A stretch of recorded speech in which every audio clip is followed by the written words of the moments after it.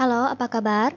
Kita bertemu kembali di mata kuliah Algoritma Pemrograman, dan pada materi kali ini kita akan belajar tentang variabel, tipe data, operator, dan juga nilai. Pada materi kali ini kita juga sekaligus akan belajar bagaimana mengimplementasikannya ke dalam algoritma dan juga bahasa pemrograman. Bahasa pemrograman yang akan kita gunakan seperti yang sudah saya sebutkan pada pertama kali perkuliahan kita akan menggunakan bahasa pemrograman C++. Mungkin ada yang bertanya-tanya apa yang dilakukan oleh program komputer. Pada dasarnya, yang dilakukan program komputer adalah memanipulasi data yang disimpan di dalam memori komputer. Setiap data yang tersimpan dalam memori ini memiliki tipe datanya masing-masing.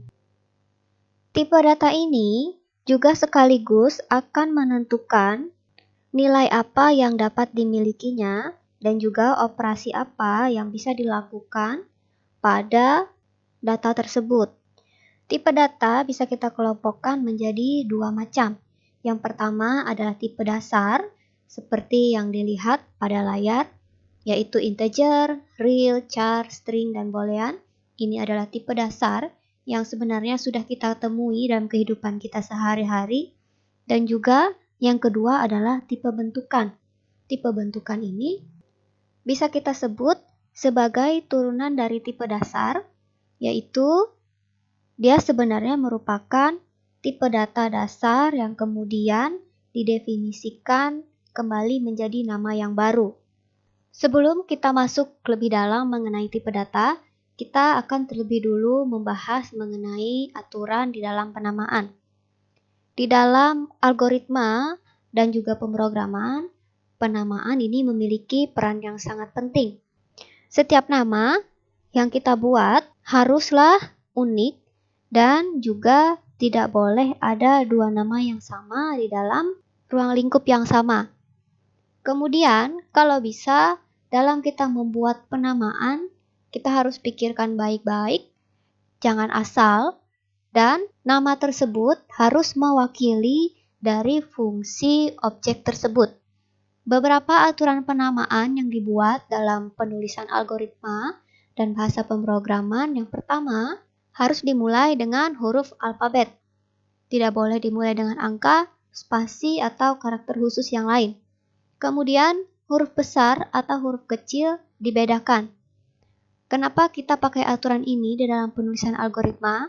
Karena walaupun ada beberapa bahasa pemrograman tidak membedakan pembuatan nama menggunakan huruf besar atau kecil, tetapi ada beberapa bahasa pemrograman yang membedakan penulisan nama yang sama, tapi ada huruf besar dan huruf kecil yang berbeda, maka dia akan menganggapnya sebagai objek yang berbeda. Jadi lebih baik kita buat saja aturan huruf besar dan huruf kecil dibedakan. Kemudian karakter penyusun nama hanya boleh huruf alfabet, berarti dari A sampai Z, kemudian angka dan juga underscore atau garis bawah. Yang keempat adalah nama tidak boleh mengandung karakter untuk operator. Kemudian yang kelima, karakter-karakter di dalam nama tidak boleh dipisahkan dengan spasi. Yang keenam, panjang nama tidak dibatasi. Kita akan coba lihat beberapa contoh penulisan nama yang salah dan yang benar. Yang pertama, yang salah terlebih dulu, misalkan ada nama sebuah variabel, namanya adalah 2 sisi. Kenapa nama ini salah? Karena dia dimulai dengan angka. Jadi, kalau kita lihat pada aturan sebelumnya, bahwa huruf harus dimulai dengan huruf alfabet, tidak boleh dimulai dengan angka. Jadi, 2 sisi merupakan cara menulis yang salah. Kemudian alamat rumah. Kenapa salah? Karena nama ini mengandung spasi. Yang kedua adalah user strip 1. Kenapa user strip 1 salah? Karena nama ini mengandung operator, yaitu operator minus atau pengurangan. Ini tidak boleh digunakan. Kemudian nilai tanda seru. Kenapa nilai tanda seru ini salah? Karena tanda seru ini merupakan karakter khusus yang digunakan di dalam bahasa pemrograman. Jadi tidak boleh kita pakai dalam penamaan. Kemudian user 1. Kita pasti tahu alasannya kenapa penulisan ini salah, karena dia mengandung spasi. Jadi, bagaimana contoh penulisan yang benar? Contoh penulisan yang benar, untuk nama dua sisi bisa kita tulis dengan dua sisi menggunakan huruf semua. Tidak pakai spasi, tidak ada angka di depannya, atau kalau mau kita pisahkan bisa 2 underscore sisi, boleh. Kemudian nilai underscore ujian atau nilai ujian, ini boleh. Kemudian user underscore 1. Daripada kita buat user strip 1, lebih baik buat user underscore 1 atau langsung disambung user 1. Kemudian nilai. Ini adalah cara penulisan yang aman. Objek yang diberi nama bisa berupa variabel, konstanta, nama tipe bentukan, nama fungsi, dan juga prosedur. Yang dimaksud dengan variabel, konstanta, dan juga nama tipe bentukan akan kita bahas selanjutnya, dan untuk fungsi dan prosedur akan kita bahas pada materi yang lain. Kita akan mengenal apa yang dimaksud dengan peubah atau variabel. Variabel adalah objek yang nilainya dapat diubah-ubah oleh instruksi di dalam algoritma. Contoh, misalkan dalam sebuah algoritma kita mendeklarasikan variabel terlebih dulu. Misalkan X nilai ujian dan jumlah, ini merupakan nama variabel. Ada X nilai ujian dan juga jumlah. Kemudian, variabel ini punya tipe data yaitu real. Setelah itu ada variabel lagi yang bernama K dengan tipe data integer. Dan juga C dengan tipe data char. Variabel berhubungan dengan tipe data. Kita akan bahas tipe data nanti. Kemudian kita akan mengenal tentang konstanta. Yang dimaksud dengan konstanta adalah objek yang nilainya tetap selama pelaksanaan program dan tidak boleh diubah. Kalau variabel merupakan objek yang nilainya bisa berubah-ubah karena bisa dimasukkan, tetapi kalau konstanta objeknya dia memiliki nilai yang tetap, tidak boleh berubah. Sebagai contoh, kalau di dalam penulisan pemrogramannya, algoritmanya, const v sama dengan 3,14.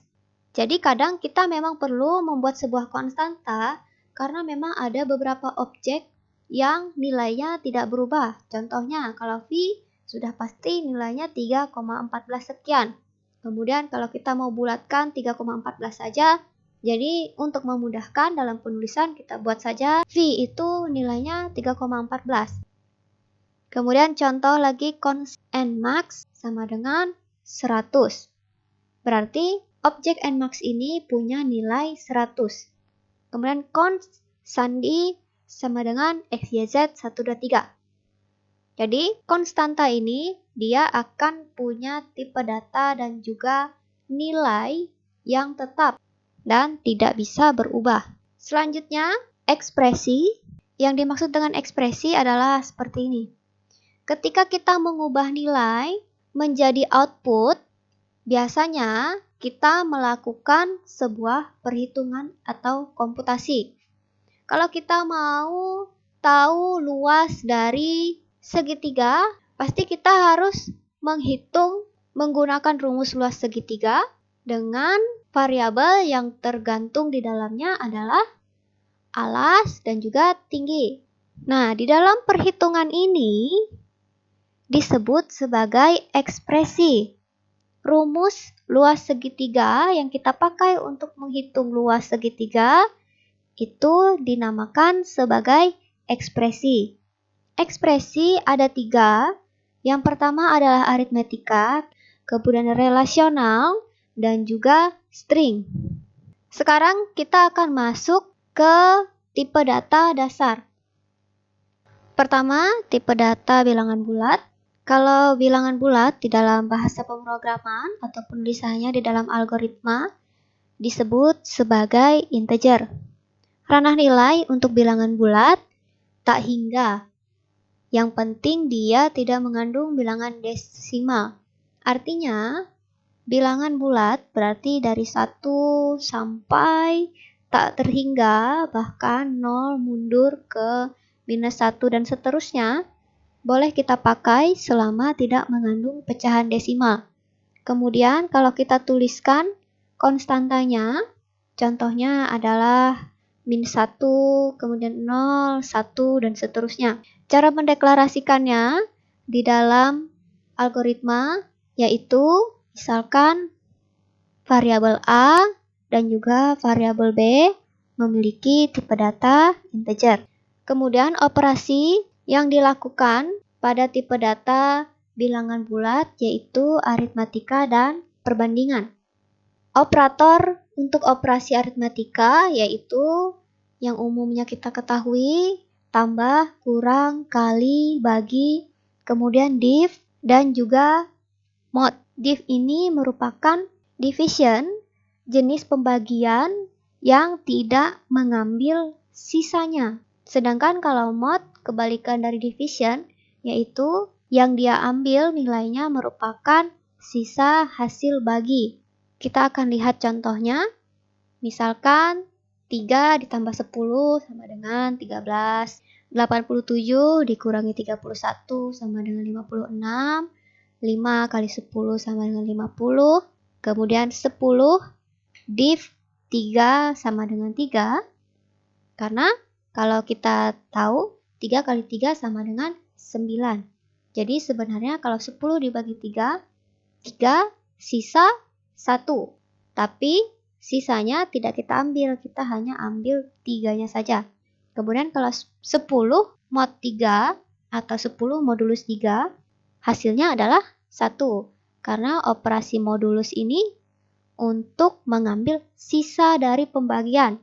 10 dibagi 3 adalah 3, sisanya adalah 1. Setelah itu 20 div 5 sama dengan 4. Artinya 20 dibagi 5 sama dengan 4 sisa 0. Habis. Kemudian kalau 20 modulus 5, sisanya tadi yaitu 0, maka itulah yang menjadi hasil untuk modulus. Kalau kita perhatikan, di dalam ekspresi perhitungan ada yang disebut dengan operan dan juga operator. Operan merupakan nilai-nilai yang dioperasikan. Kalau contohnya pada kasus ini 20 mod 5, 20 dan juga 5 yang menjadi operannya. Sedangkan operatornya adalah mod. Untuk operasi relasional, operatornya adalah lebih kecil atau sama dengan, lebih besar atau sama dengan, kemudian sama dengan, dan juga tidak sama dengan. Contoh operasinya, misalkan 3 lebih kecil dari 8, hasilnya true. Jadi kalau operasi relasional biasanya bernilai true atau false. Maksudnya benar atau salah. 3 lebih kecil dari 8, hasilnya benar ya. Makanya jadi hasilnya true. Kemudian 74 lebih besar daripada 110, sudah pasti salah. Maka hasilnya adalah false. Kemudian 9 lebih kecil atau sama dengan 9, hasilnya merupakan kebenaran, maka true. Kalau 9 lebih kecil dari 9, pasti salah. Makanya hasilnya adalah false. Kemudian 17 sama dengan 17, sudah pasti benar, true. Kemudian 24 div 3 tidak sama dengan 8. Hasilnya adalah false.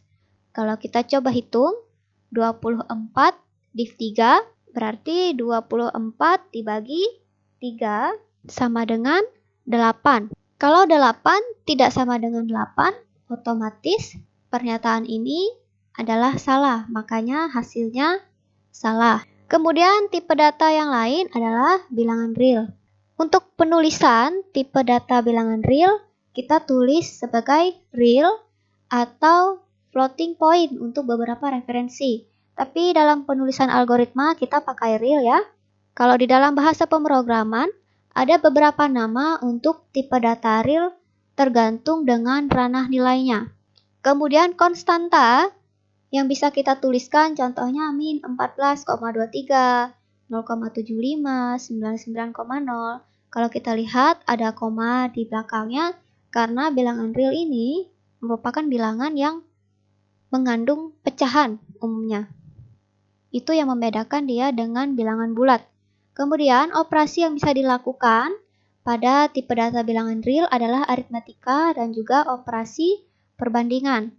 Contohnya 6,4 ditambah 5,7 sama dengan 12,1.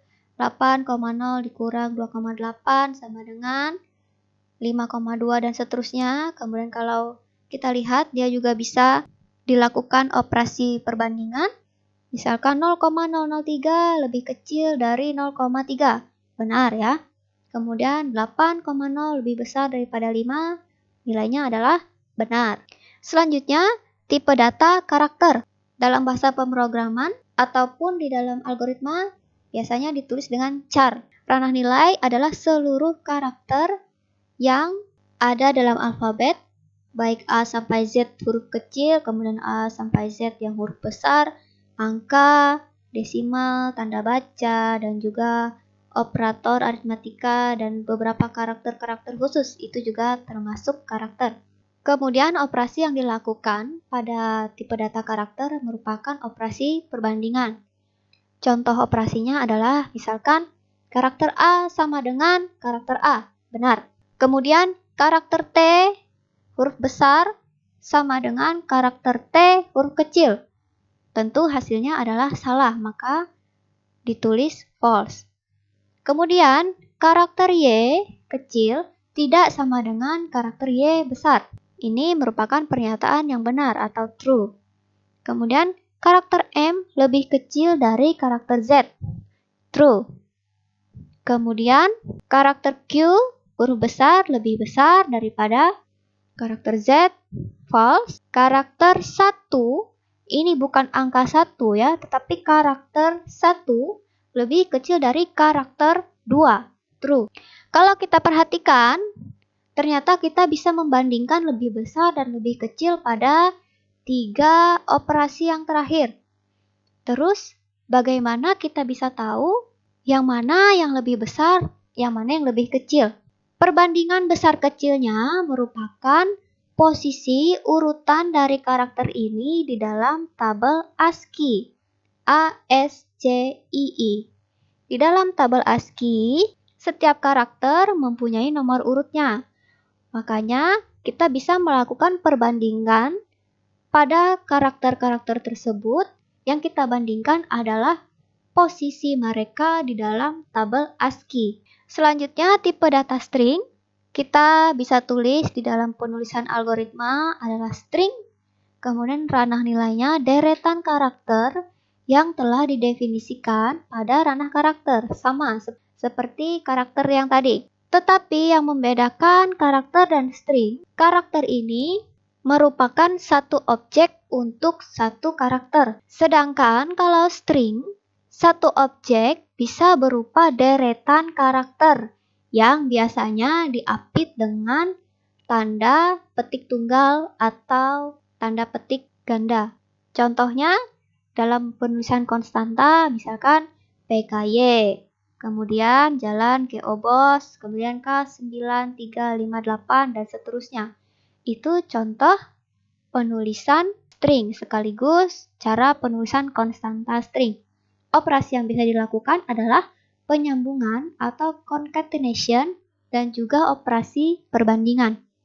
Contohnya dalam concatenation, misalkan ada string system ditambah dengan string informasi. Hasilnya adalah sistem informasi yang bersambung, tidak ada spasi ya. Kemudian yang kedua, sistem ditambah karakter, ada spasi, informasi. Kalau ditambahkan atau kita gabungkan menjadi sistem spasi informasi. mereka menjadi satu kesatuan objek, yang sebelumnya dua kesatuan objek. Kemudian string 1 ditambah string 2 sama dengan string 1, 2. Jadi, kalau pakai operator, walaupun kita pakai operator tambah, tapi untuk operasi concatenation, yang kita lakukan hanya menggabungkan dari kedua string tersebut, tidak menjumlahkan nilainya, karena ini bukan operasi aritmatika. Selanjutnya adalah bilangan logika. Bilangan logika sering kita sebut sebagai boolean. Nama tipenya juga boolean. Ranah nilainya hanya ada dua, yaitu true atau false. Konstantanya juga hanya true atau false. Operasi yang dilakukan pada bilangan logika yaitu operasi logika seperti not, and, or, dan XOR. Contohnya misalkan kita deklarasikan dulu variabel A dan B dengan tipe data boolean. Kemudian kalau kita masukkan nilai A sebagai true, berarti kalau operasi not A, berarti kebalikan dari A adalah false. Kemudian kalau A nilainya false, kalau not A, berarti kebalikan dari A adalah true. Contoh lain untuk operasi yang lain, jika A bernilai true, kemudian B bernilai true, maka kalau kita lihat dalam operasi A and B sama dengan true, A or B sama dengan true, A XOR B sama dengan false, dan seterusnya. Kalian bisa pelajari mengenai ini. Kuncinya di dalam operasi ini, dalam tabel kebenaran untuk operasi true atau false, untuk masing-masing operator, and, or, dan juga XOR, kalau kita menggunakan operasi AND, semua hasilnya hanya akan bernilai benar jika A dan B keduanya bernilai benar. Kalau kita perhatikan, kita lihat pada tabel A and B, mereka memiliki hasil true, false, false, false. Hanya yang A dan B yang bernilai benar yang akan menghasilkan nilai benar. Yang lain akan menghasilkan nilai yang salah. Kemudian OR hanya akan bernilai salah jika A dan B keduanya bernilai salah. OR dalam bahasa Indonesia atau. Jadi kalau kita asumsikan contohnya A benar, B salah, A atau B, maka nilainya adalah benar. Dia akan selalu bernilai benar selama salah satu dari operannya bernilai benar. Makanya ketika A dan B sama-sama bernilai false, maka hasilnya adalah false. Yang ketiga, untuk operasi XOR akan bernilai benar jika A dan B saling berlawanan nilai kebenarannya. Kita perhatikan true dan true pada A dan B, karena mereka punya nilai yang sama, maka dia akan bernilai false. Sedangkan ketika true dan false atau false dan juga true pada A dan B, maka mereka akan bernilai benar. Si selebihnya akan bernilai salah. Itu rumus yang bisa kita pakai ketika kita melakukan operasi logika AND, OR, dan juga XOR. Sebagai contoh, misalkan X dan Z nilainya true, kemudian Y nilainya false. Kalau kita buat operasi logika, X dan Y berarti true dan false. Kalau true dan false berarti hasilnya adalah false. Kemudian atau Z true. False atau true pasti hasilnya adalah true. Kemudian kita lihat operasi yang kedua, Y atau Z terlebih dulu. Y nilainya salah, Z nilainya benar. Salah atau benar, maka hasilnya adalah benar. Kemudian X nilainya benar. Benar dan benar, maka hasilnya benar atau true. Selanjutnya, X dan Z sama-sama benar, maka hasilnya adalah benar untuk yang di dalam kurung. Kemudian ada operator not atau tidak. Maka tidak benar sama dengan salah atau false. Yang terakhir, Y XOR Z. Y false, Z true. Karena mereka bertolak belakang, maka hasilnya adalah true. Kemudian true dan Y-nya adalah salah atau false. True dan false, maka hasilnya adalah false. Itu contoh operasi logika. Selanjutnya, kita akan bahas mengenai tipe data bentukan. Sebelumnya, kita tahu ya, kalau tipe data bentukan merupakan turunan dari tipe data dasar yang sudah dijelaskan sebelumnya.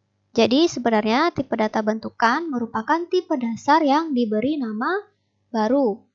Cara pendeklarasiannya adalah dengan kita menuliskan type di depannya.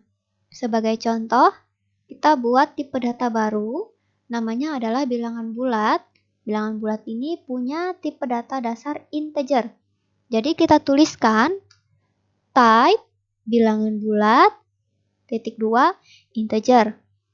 Kemudian, bagaimana cara kita mendeklarasikan tipe data yang baru ini? Maka tinggal kita buat suatu variabel baru, namanya P dengan tipe data. Sekarang nama tipe datanya adalah bilangan bulat. Jadi, tipe data bentukan merupakan tipe terstruktur. Tipe data ini tipe yang berupa rekaman atau record. Kemudian rekaman ini disusun oleh satu atau lebih field. Untuk mudahnya, kalau kita bayangkan adalah sebuah tabel, field ini merupakan kolom-kolom dari tabel tersebut. Untuk pembahasan lebih dalam tentang tipe terstruktur, nanti akan kita bahas tersendiri pada materi mengenai record. Kita akan belajar tentang apa yang dimaksud dengan nilai. Nilai ini merupakan besaran dari tipe data yang terdefinisi, entah itu tipe dasar ataupun tipe bentukan. Sebuah variabel biasanya menyimpan nilai yang bertipe sama dengan tipe variabelnya. Cara mengisi variabel bisa dilakukan dengan cara pengisian nilai secara langsung atau kita sebut sebagai assignment, atau bisa juga diisi dengan melakukan pembacaan. Contohnya, kalau pengisian nilai secara langsung, misalkan kalau kita ingat pada materi sebelumnya kita bahas tentang algoritma memindahkan isi air dari gelas A ke gelas B dan juga sebaliknya. Kalau misalkan kita anggap gelas A, gelas B, dan gelas C itu sebagai variabel yang bisa mengisi nilai, kemudian teh atau kopi merupakan nilai yang bisa diisi ke dalam variabel gelas A dan gelas B. Jadi, kalau misalkan gelas A kita isi dengan teh, maka di dalam variabel A berisi teh. Kemudian, kalau gelas C, variabel C kita isi dengan nilai dari variabel gelas A, sedangkan sebelumnya dari gelas A berisi variabel teh, berarti otomatis gelas C akan berisi teh. Contoh lain, misalkan luas segitiga, ini merupakan sebuah variabel, kita bisa mengisinya dengan nilai yang dihitung terlebih dulu. Contohnya, luas segitiga sama dengan dalam kurung alas kali tinggi dibagi dengan 2. Nanti nilai yang terisi adalah hasil dari perhitungan tersebut. Cara yang kedua, dengan cara membaca nilai dari piranti masukan. Kalau kita tulis algoritmanya, kita tulis dengan notasi read. Contohnya misalkan ada dua variabel A dan B, kemudian kita melakukan pembacaan melalui keyboard, masukkan keyboard. Berarti ketika kita tulis algoritma read dalam kurung A, kemudian ketika kita masukkan dalam keyboard kita tekan angka 5, kemudian selanjutnya read dalam kurung T, kita ketikkan 10, kemudian enter. Setelah itu dilakukan perhitungan luas segitiga sama dengan dalam kurung A dikali T dibagi 2, maka nilai yang sudah kita masukkan tadi akan dihitung. Maka hasilnya berarti 5 dikali 10, kemudian dibagi dengan 2 sama dengan 5. Jadi isi dari variabel luas segitiga adalah 25. Bagaimana kita mencetak nilai dari variabel tadi? Kita dapat lakukan dengan cara menuliskan write dalam kurung nilai yang akan kita cetak. Bisa berupa konstanta, bisa kita tuliskan langsung ekspresi perhitungan di dalamnya. Bisa juga langsung variabel, konstanta, dan juga ekspresi. Biasanya kita pisahkan dengan koma. Tapi kalau dalam bahasa pemrograman, tergantung dari bahasa pemrograman yang kita pakai. Contohnya, kalau kita mau cetak hasil perhitungan dari luas segitiga tadi, maka kita tuliskan write dalam kurung luas segitiga. Atau bisa juga kalau ekspresi perhitungan, misalkan write dalam kurung A plus 5. Atau bisa juga kita cetak teks sekaligus dengan isi dari nilai variabel. Misalkan write dalam kurung, kemudian kita tuliskan teks luas segitiga adalah koma, baru kita tambahkan variabel luas segitiga. Jadi itu adalah contoh bagaimana kita menuliskan input dan output pada algoritma pemrograman. Untuk selanjutnya, kita coba praktikkan ke dalam bahasa pemrograman C++. Jika ada pertanyaan, silahkan ditanyakan pada kolom komentar ataupun pada grup WhatsApp di kelas algoritma pemrograman. Sampai jumpa di materi selanjutnya.